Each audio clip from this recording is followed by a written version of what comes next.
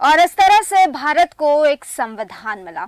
इतिहास में पहली बार धर्म, जाति, क्षेत्र, भाषा में बटा ये भूभाग एक संप्रभुता संपन्न राष्ट्र बना। संविधान जो महज एक किताब नहीं, भारत की आत्मा है। Constitution is the supreme law of the land, यानी कि संविधान देश का सर्वोच्च कानून है। 1950 में आज ही के दिन इस कानून की स्थापना हुई थी, संविधान की स्थापना हुई थी, और यही वजह है कि आज पूरा देश, पूरा भारत गणतंत्र दिवस मना रहा है। नमस्कार, आप देश न्यूज देख रहे हैं और मैं हूं आपके साथ दामिनी। सबसे पहले आप सभी को गणतंत्र दिवस की ढेर सारी शुभकामनाएं। भारत के संविधान की एक खासियत है कि यह लिखित है, वहीं कई देशों में संविधान में बदलाव संभव नहीं है। कई देशों में संविधान में आसानी से बदलाव किए जा सकते हैं, लेकिन भारत में इसके बीच की व्यवस्था है। संविधान का मौलिक ढांचा, जैसे संविधान की सर्वोच्चता, संसदीय लोकतंत्र, स्वतंत्र न्यायपालिका जैसी बातों को नहीं बदला जा सकता, लेकिन अलग अलग हिस्सों में अलग अलग प्रक्रिया के तहत बदलाव किए जा सकते हैं, संशोधन किए जा सकते हैं। और यही वजह है कि भारतीय संविधान को लचीला भी कहा गया है। हालांकि संवैधानिक संशोधन के लिए संसद के दोनों सदनों में 2/3 बहुमत के समर्थन की आवश्यकता होती है, और संविधान में वर्ष में लगभग 2 बार संशोधन किया जा सकता है। तो आज के इस खास कार्यक्रम में हम आपको भारतीय संविधान में हुए संशोधनों के बारे में बताएंगे। भारतीय संविधान में आपको बता दें, अब तक कुल 106 संशोधन हो चुके हैं। आपको बता दें, सबसे पहला संशोधन 18 जून 1951 में किया गया था, जिसमें धारा 15, 19, 85, 87, 174, 176, 341, 342 और 376 को संशोधित किया गया था, और इसमें धारा 31 ए और 31 बी को जोड़ा गया था। साथ ही अनुसूची 9 को भी जोड़ा गया था। ये भारतीय संविधान बनने के बाद उसमें हुआ पहला संशोधन था, जिसका उद्देश्य अनुसूचित जाति और अनुसूचित जनजातियों की उन्नति था।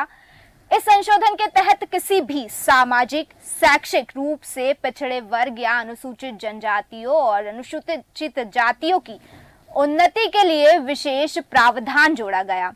साथ ही यह संशोधन जमींदारी उन्मूलन कानूनों की संवैधानिक वैधता को भी पूरी तरह से सुरक्षित करने और अभिव्यक्ति की स्वतंत्रता पर उचित प्रतिबंध लगाने के लिए किया गया। साथ ही एक नया संवैधानिक उपकरण, जिसे अनुसूचित 9 भी कहा जाता है, उसको कानूनों से बचाने के लिए पेश किया गया, जो संवैधानिक रूप से गारंटीकृत मौलिक अधिकारों से विपरीत है। और ये कानून संपत्ति के अधिकार, भाषण की स्वतंत्रता और कानून के समक्ष समानता का उल्लंघन करते हैं। इसके बाद अगला संशोधन, इसके लगभग 2 साल बाद 1 मई 1953 में धारा 81 के सेक्शन 1B के संशोधित किया गया, और इस अनुच्छेद को संशोधित कर किसी संसदीय निर्वाचन क्षेत्र के लिए ऊपरी जनसंख्या सीमा को हटा दिया गया। इसके बाद एक और संशोधन किया गया 27 अप्रैल 1955, जिसमें संपत्ति के अधिकार पर प्रतिबंध और संबंधित विधेयकों को संविधान की अनुसूची 9 में शामिल किया गया।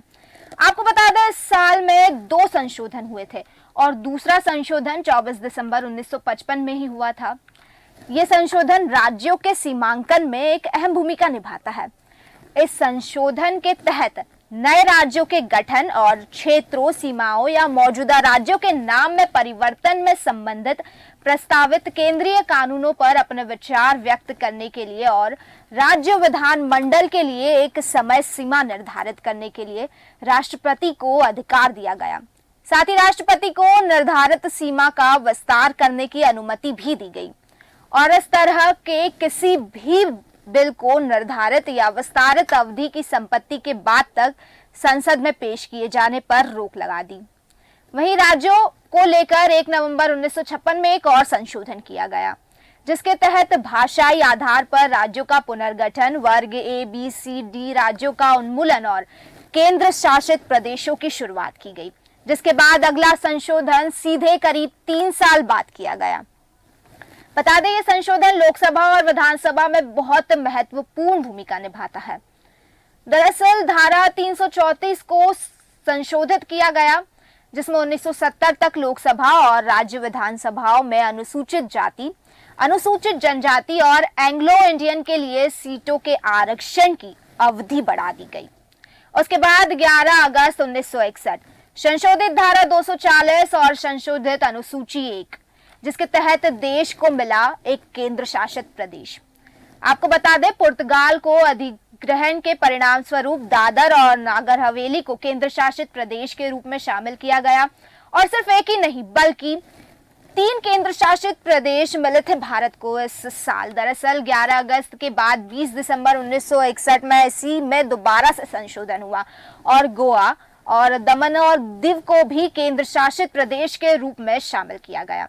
इसी साल एक और बड़ा संशोधन हुआ था, वो था उपराष्ट्रपति के चुनाव को लेकर। दरअसल 19 दिसंबर 1961 में धारा 66 और 71 में संशोधन किया गया, जिसके अंतर्गत संसद की संयुक्त बैठक द्वारा चुनाव के बजाय संसद के दोनों सदनों के सदस्यों के निर्वाचन मंडल द्वारा उपराष्ट्रपति चुनाव होना तय किया गया और निर्वाचन मंडल में किसी भी रिक्तियों के अस्तित्व के आधार पर चुनौतियों से राष्ट्रपति और उपराष्ट्रपति चुनाव प्रक्रिया की क्षतिपूर्ति की गई। इसके बाद 1962 भारतीय संविधान के लिए एक बेहद ही खास समय, क्योंकि इस साल राज्य और केंद्र शासित प्रदेशों को लेकर 2 संशोधन किए गए। पहला 1 दिसंबर को, जब अनुच्छेद 371 ए के तहत विशेष सुरक्षा के साथ नागालैंड राज्य का गठन किया गया और दूसरा 28 दिसंबर को, जब भारत संघ में पौंडीचेरी का समावेश और हिमाचल प्रदेश, त्रिपुरा, मणिपुर और गोवा के लिए विधानसभाओं का निर्माण किया गया। जिसके बाद 5 अक्टूबर 1963 में धारा 124, 128, 117, 222, 224, 226 और 297, 211 और 216 में भी संशोधन किया गया। साथ ही साथ 224 के खंड ए को भी जोड़ा गया। आपको बता दें, इस संशोधन के तहत उच्च न्यायालय के न्यायाधीशों की सेवानिवृत्ति यानी कि रिटायरमेंट की आयु को बढ़ाकर 60 से 62 कर दी गई थी। इसके बाद 1966 में न्यायालय और न्यायाधीशों को लेकर 2 और अमेंडमेंट किए गए। 11 दिसंबर को चुनावी न्यायाधिकरणों को समाप्त किया गया और नियमित उच्च न्यायालयों द्वारा चुनाव याचिकाओं के परीक्षण को सक्षम किया गया। 22 दिसंबर को न्यायाधीशों को द्वारा पारित निर्णयों, फरमानों, आदेशों और वाक्यों को क्षतिपूर्ति और मान्य किया गया और न्यायाधीशों की नियुक्ति, पोस्टिंग, पदोन्नति और स्थानांतरण को मान्य किया गया। लेकिन ये कुछ को छोड़कर, यानी कि सभी न्यायाधीशों के लिए नहीं किया गया, ये उन न्यायाधीशों को छोड़कर किया गया जो अनुच्छेद 2033 के तहत नियुक्ति के लिए पात्र नहीं थे। वहीं आपको बता दें, 10 अप्रैल 1967 में एक और संशोधन किया गया, जिसके तहत सिंधी को एक आधिकारिक भाषा के रूप में शामिल किया गया। इसके बाद 23 जनवरी 1970 जहां कई धाराओं में संशोधन किया गया। आपको बता दें, धारा 330, 332, 333 और 334 को संशोधित किया गया, जिसके तहत नागालैंड में लोकसभा और राज्य विधानसभा दोनों में अनुसूचित जनजातियों के लिए सीटों के आरक्षण को समाप्त कर दिया गया और यह निर्धारित किया गया कि राज्यपाल द्वारा किसी भी राज्य विधानसभा में 1 से अधिक एंग्लो इंडियन को नामित नहीं किया जा सकता। साथ ही लोकसभा और राज्य विधानसभा में अनुसूचित जाति और अनुसूचित जनजाति और एंग्लो इंडियन सदस्यों के लिए आरक्षण को अगले 10 सालों यानी कि 1980 तक बढ़ा देने का प्रावधान भी लाया गया। वहीं 5 नवंबर 1971 में संविधान में संशोधन के माध्यम से संसद को मौलिक अधिकारों को काम करने में सक्षम बनाया गया। इसके बाद धारा 31 में संशोधन किया गया और धारा 31C को इससे जोड़ा गया। यह 8 दिसंबर 1971 में किया गया, जिसमें राज्य द्वारा निजी संपत्ति पर कब्जा करने की स्थिति में संपत्ति के अधिकार और मुआवजे को प्रतिबंधित किया गया। हालांकि सर्वोच्च न्यायालय ने अनुच्छेद 31C के एक हिस्से को रद्द कर दिया, जिसका कई हद तक इसमें न्यायिक समीक्षा की शक्ति को छीन लिया। आपको बता दें, ये केशवानंद भारती बनाम केरल राज्य 4 SCC 225 के ऐतिहासिक मामले में किया गया था, जिसने पहली बार मूल संरचना सिद्धांत को प्रतिपादित किया था।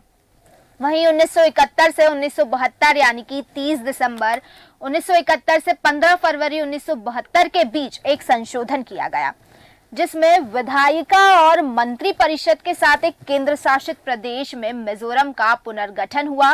वहीं 19 अगस्त 1972 में एक संशोधन हुआ। इस संशोधन में आपको बता दें, धारा 314 को हटाया और धारा 312(1) को जोड़ा गया। दरअसल संशोधन का उद्देश्य स्वतंत्रता से पहले और स्वतंत्रता के बाद नियुक्त किए गए लोगों के बीच में समानता बनाने का था। सिविल सेवा नियमों को युक्ति संगत बनाए रखना था। वहीं 17 अक्टूबर 1973 में एक बड़ा संशोधन किया गया, जिसमें संसद का आकार 525 से बढ़ाकर 545 किया गया और साथ ही भारत में उत्तर पूर्व में बने राज्यों में जाने वाली सीटों में वृद्धि और 1971 के परिसीमन अभ्यास के परिणाम स्वरूप मामूली समायोजन बनाए गए। वहीं 19 मई 1974 में जहां पर संशोधन में सांसद और राज्य विधानसभाओं के सदस्यों द्वारा इस्तीफे की प्रक्रिया और हाउस स्पीकर द्वारा इस्तीफे की पुष्टि और स्वीकृति की प्रक्रिया निर्धारित की गई, तो उसके कुछ ही महीनों बाद 1 मार्च 1975 में भारत में संघ में सिक्किम के समावेश के लिए नियम और शर्तें रखी गई। इसके करीब 25 दिन बाद यानी कि 26 अप्रैल 1975 में धारा 80 और 81 को संशोधित किया गया, जिसमें धारा 2(a) को हटाया गया और धारा 371(a) को जोड़ा गया। इसके तहत भारतीय संघ के भीतर एक राज्य के रूप में सिक्किम का गठन हुआ। वहीं ठीक इसके कुछ ही दिनों बाद यानी कि आपको बता दें कि कुछ ही समय बाद अरुणाचल प्रदेश विधानसभा का भी गठन हुआ। 1975 में एक संशोधन किया गया, जिसमें 71 धारा और 319 धारा को संशोधित किया गया और धारा 329 में 1 को जोड़ा गया। आपको बता दें, संसद के लिए प्रधानमंत्री इंदिरा गांधी के चुनाव को अमान्य करने वाले इलाहाबाद उच्च न्यायालय के फैसले को निकालने के लिए यह संशोधन बनाया गया। इस संशोधन ने प्रधानमंत्री के पद की न्यायिक जांच पर प्रतिबंध लगा दिया। यह संशोधन पेश किया गया और 7 अगस्त 1975 को लोकसभा में पारित किया गया। इसके बाद 8 अगस्त 1975 को फिर से राज्यसभा में पेश किया गया और पारित किया गया।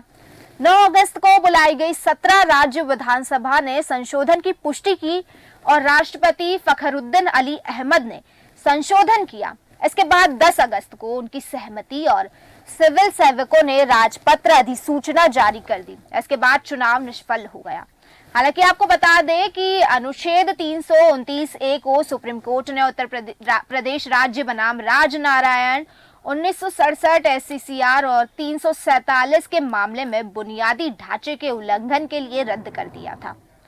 फिर आता है 1977 का वह समय, जब देश भर में आपातकाल यानी कि इमरजेंसी लगी हुई थी।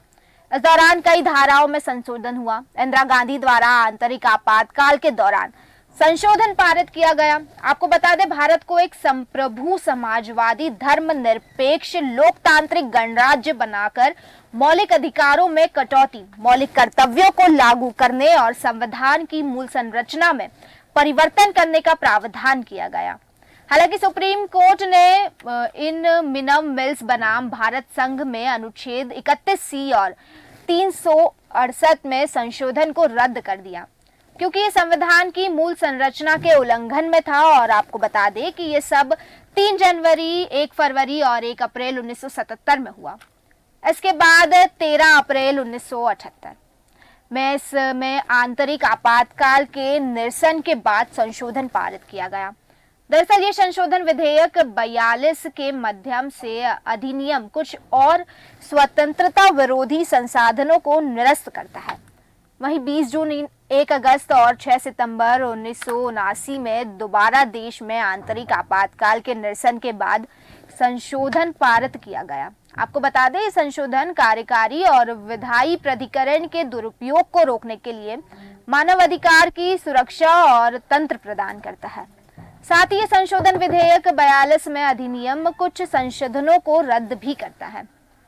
भारत के संविधान के 23वें संशोधन, जो कि 23 जनवरी 1970 में हुआ था, जिसमें हमने देखा था कि अनुसूचित जाति, अनुसूचित जनजाति और एंग्लो इंडियन सदस्यों के आरक्षण को अगले 10 सालों यानी कि 1980 तक बढ़ा देने की बात की गई थी और बढ़ा भी दिया गया था। लेकिन फिर 25 जनवरी 1980 में दोबारा इसमें संशोधन किया गया और आपको बता दें कि SC और ST के लिए आरक्षण और सांसद और राज्य विधानसभाओं में एंग्लो इंडियन सदस्यों के नामांकन को अगले 10 सालों के लिए यानी कि 1990 तक फिर बढ़ाया गया। वहीं 1 अप्रैल 1985 जिसमें धारा 356 को संशोधित किया गया। इसके तहत पंजाब राज्य में 2 साल तक राष्ट्रपति शासन की अनुमति देने के लिए अनुच्छेद 356 में संशोधन किया गया। वहीं 11 सितंबर 1984 में त्रिपुरा को एक आदिवासी राज्य के रूप में मान्यता दी गई और त्रिपुरा जनजातीय क्षेत्र स्वायत्त परिषद के निर्माण को सक्षम बनाना इसका उद्देश्य था। वहीं 16 जून 1986 जिसमें 330 और 332 धाराओं को संशोधित किया गया। इसके तहत लोकसभा में नागालैंड, मेघालय, मिजोरम और अरुणाचल प्रदेश में अनुसूचित जनजातियों को आरक्षण प्रदान किया गया और इसी के तहत मेघालय और अरुणाचल प्रदेश को उनकी विधानसभा में भी आरक्षण प्रदान किया गया। जिसके बाद 1 मार्च 1985 जिस वक्त संविधान में एक बड़ा कानून आया, दल बदल विरोधी कानून। आपको बता दें धारा 101, 102, 190 और 191 में संशोधन किया गया। साथ ही अनुसूची 10 को भी इसके साथ जोड़ा गया और दल बदल विरोधी कानून को लाया गया, जिसके तहत एक दल से दूसरे दल में दल बदल के मामले में सांसद और विधानसभा के सदस्यों की अयोग्यता प्रदान करना तय किया गया। और हालांकि भारत के संविधान की 10वीं अनुसूची के कुछ हिस्सों को सर्वोच्च न्यायालय ने की हो तो होलोहन बनाम जचिल्लू 1942 SCR 1 686 के मामले में संविधान के अनुच्छेद 68 के उल्लंघन के कारण रद्द कर दिया था। वहीं 9 दिसंबर 1987 इस दिन संविधान का प्रामाणिक हिंदी अनुवाद प्रकाशित करने का प्रावधान और भविष्य में होने वाले संशोधनों का प्रामाणिक हिंदी अनुवादन प्रकाशित करने का प्रावधान किया गया। आपको बता दें हालांकि पंजाब के राज्य में 2 साल तक राष्ट्रपति शासन देने की अनुमति दी गई थी। तो अब आपको बता दें कि दोबारा से 30 मार्च 1988 में पंजाब राज्य में 3 साल तक फिर राष्ट्रपति शासन देने की अनुमति के लिए अनुच्छेद 356 में दोबारा संशोधन किया गया। वहीं अनुच्छेद 352 और अनुच्छेद 359A में पंजाब राज्य या पंजाब राज्य के विशिष्ट जिलों में आपातकाल लगाने की अनुमति दी गई। इसके बाद एक संशोधन हुआ 28 मार्च 1969 में। बता दें वार्तालाप है कि आज हर किसी को वोट देने का अधिकार 18 वर्ष के बाद मिल जाता है, लेकिन यह अधिकार 28 मार्च 1990 के पहले तक नहीं था। 28 मार्च 1990 में धारा 326 में संशोधन हुआ और उसके बाद मताधिकार की उम्र 21 से घटाकर 18 कर दी गई। इसके बाद दोबारा संशोधन हुआ 1990 में 16 अप्रैल 1990 जहां पर फिर से धारा 356 में संशोधन किया गया। इस बार फिर से पंजाब राज्य में 3 साल 6 महीने तक राष्ट्रपति शासन की अनुमति दी गई, जिसके लिए 356 में संशोधन किया गया। और 356 धारा में संशोधन सिर्फ यही तक नहीं था। आपको बता दें 4 अक्टूबर 1990 में दोबारा भी संशोधन हुआ इसी धारा में और पंजाब में 4 साल तक फिर से राष्ट्रपति शासन की अनुमति के लिए प्रावधान लाया गया। वहीं दोबारा इसी में फिर से संशोधन हुआ और पंजाब में 5 साल तक राष्ट्रपति शासन की अनुमति दी गई। इसके बाद 1 फरवरी 1992 में राष्ट्रीय राजधानी क्षेत्र दिल्ली के लिए एक विधानसभा और मंत्री परिषद प्रदान करने का प्रावधान लाया गया। लेकिन आपको बता दो इस दौरान भी दिल्ली को केंद्र शासित प्रदेश ही माना जाता था। वहीं 31 अगस्त 1992 में कोंकणी, मणिपुरी और नेपाली को आधिकारिक भाषाओं के रूप में शामिल किया गया। और साथ ही साथ 17 जून 1995 जहां पर जाधरा 16 को संशोधित किया गया और जिसमें पदोन्नति में अनुसूचित जाति और अनुसूचित जनजाति के कर्मचारियों को आरक्षण की रक्षा के लिए एक तकनीकी संशोधन था। ये वही जैसे कि हम पहले बता चुके हैं कि ST SC के रिजर्वेशन के लिए कई बार 10 साल का समय बढ़ाया गया था। आपको बता दें 2000 में फिर एक बार इसी तरह का संशोधन हुआ धारा 334 में, जिसमें ST और SC के लिए आरक्षण और सांसद और राज्य विधानसभाओं में एंग्लो इंडियन सदस्यों के नामांकन के लिए अगले 10 साल में बढ़ाएगा, यानी कि 2010 तक से बढ़ाया गया। वहीं 12 दिसंबर 2002 में संशोधन हुआ जो शिक्षा के क्षेत्र में एक महत्वपूर्ण संशोधन है। बता दें संशोधन में धारा 491 को संशोधित किया गया था और साथ ही धारा 21 को भी जोड़ा गया था। इसके तहत 14 वर्ष की आयु तक शिक्षा का अधिकार। वहीं 20 जनवरी 2006 में धारा 15 को संशोधित किया गया, जिसके तहत सरकारी और निजी शैक्षणिक संस्थानों के अन्य पिछड़ा वर्ग के लिए 27% का आरक्षण, इस चीज का प्रावधान लगाया गया और उद्देश्य रखा गया। वहीं बता दें 12 जून 2006 को एक और संशोधन किया गया, जिसके तहत कई सारी चीजें हुई। तो इस तरह से कई सारे संशोधन किए गए, कई सारे संशोधन हुए गए और काफ़ी सारे संशोधन देश के संविधान में किए गए। आपको बता दें कि भारत के संविधान में जितने संशोधन किए गए वो संशोधन अब तक काफ़ी ज़्यादा मजबूत प्रदान करते हैं भारत के संविधान को। और ऐसा कहा भी जाता है, जिस तरह से कहा जाता है कि भारत का संविधान लचीला है और भारत के संविधान में कई प्रकार से बदलाव किए जा सकते हैं। तो ये सारे ही बदलाव आज़ादी के बाद से अब तक किए गए। आज़ादी के बाद से अब तक तकरीबन 106 संवैधानिक संशोधन हो चुके हैं, जो बदलते भारत की नींव को एक मजबूत आधारशिला प्रदान करते हैं। आजादी से लेकर अब तक भारत के संविधान के सामने कई सारी चुनौतियां आई, कई पड़ाव आए, जिसकी वजह से भारत के संविधान में कई तरह के बदलाव भी किए गए। लेकिन इस संवैधानिक बदलाव ने भारत के लोकतंत्र को और मजबूत करने का काम किया और ये संविधान भारत के लोगों के जहान में एक स्वर्णिम दस्तावेज की तरह जब्त है। तो एक बार फिर से आप सभी को देश न्यूज की तरफ से गणतंत्र दिवस की ढेर सारी शुभकामनाएं। नमस्कार।